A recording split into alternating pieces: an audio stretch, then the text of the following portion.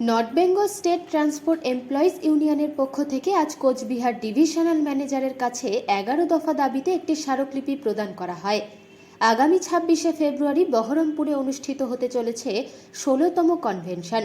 এই কনভেনশনকে সামনে রেখে কোচবিহার, শিলিগুড়ি, রায়গঞ্জ এবং বহরমপুর ডিভিশনের ডিভিশনাল ম্যানেজারের কাছে আজ স্মারকলিপি প্রদান কর্মসূচি গ্রহণ করেছে North Bengal State Transport Employees Union. আমাদের North Bengal State Transport Employees Union আগামী 26শে ফেব্রুয়ারি কুচবিহার বহরমপুরে আমাদের সংগঠনে 16তম কাউন্সিল অধিবেশন অনুষ্ঠিত হচ্ছে। এই কাউন্সিলকে সামনে রেখে আমাদের Cooch Behar division, Siliguri division, Raiganj division এবং বহরমপুর ডিভিশন, 4টা ডিভিশনে আমাদের সংগঠনের সিদ্ধান্ত অনুযায়ী আমাদের শিল্পের যে বর্তমান অবস্থা এবং শ্রমিক কর্মচারীদের যে আশু দাবি, এই সমস্ত বিষয় নিয়ে আমরা বহরমপুরে 26 তারিখ আমরা কনভেনশনে যাচ্ছি।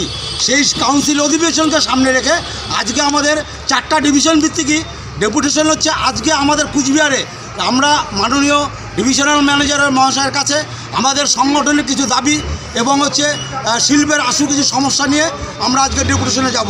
আমাদের মূল যে দাবি সেটা হচ্ছে কন্ট্রাকচুয়াল কন্ডাক্টর, ড্রাইভার, মেকানিক্যাল যারা আছে তাদের সমস্ত ডাইনিং, হার্নেস, কন্ট্রাকচুয়াল কন্ডাক্টর সহ সবাইকে অবিলম্বে আমাদের দীর্ঘদিনের লড়াই এবং দাবি তাদেরকে অবিলম্বে রেগুলার করতে হবে।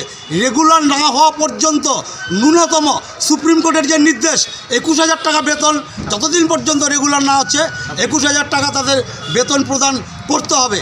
এবং আমাদের দাবি এই সংস্থায় লেবার সিকিউরিটি মজদুর যারা আছে তাদেরকে ন্যূনতম যে মজুরি সেই মজুরি প্রদান করতে হবে।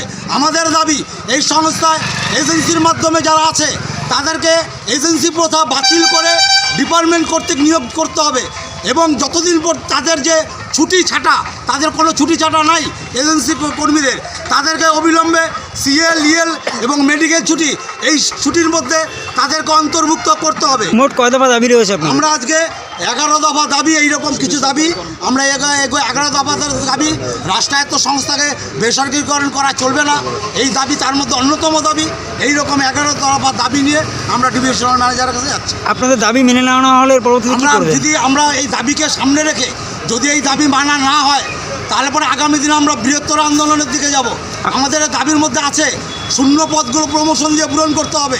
আমাদের দাবির মধ্যে অন্যতম দাবি আছে ডিএ, যে দীর্ঘদিন ধরে যে ডিএর প্রতারণা হচ্ছে, তাদের সমস্ত কর্মীদের বকেয়া যে